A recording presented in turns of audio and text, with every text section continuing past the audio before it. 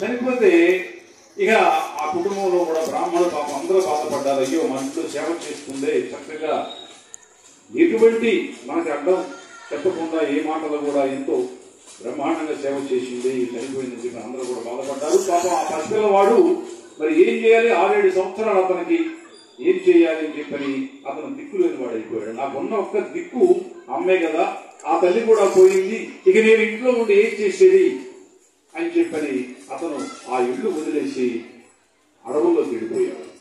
ఏకాకిగా తిరుగుతూ ఉన్నాడు. ఇక దిక్కు ముక్కు లేదు. నారాయణ మంత్రం స్మరిస్తూ ఉన్నాడు. తిరుగుతూ ఉన్నాడు. 1 నెల రోజులు అలా తిరుగుతూ ఉండిపోయాడు.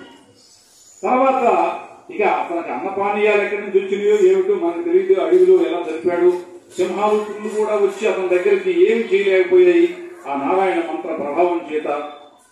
తర్వాత ఒక రోజు ఒక పొలంలో నీళ్లు తాగుతూ ఉంటే ఆ నీళ్లు తాగేటప్పుడు ఆయన నారాయణ మంత్రాన్ని స్మరించుకుంటూ, దేవదేవ మహానుభావ నారాయణ ఒకసారి నాకు కనిపిస్తే బాగుంటుందని చెప్పని ఒక చిన్న కోరిక కోరుకున్నాడు ఆ పసివాడు.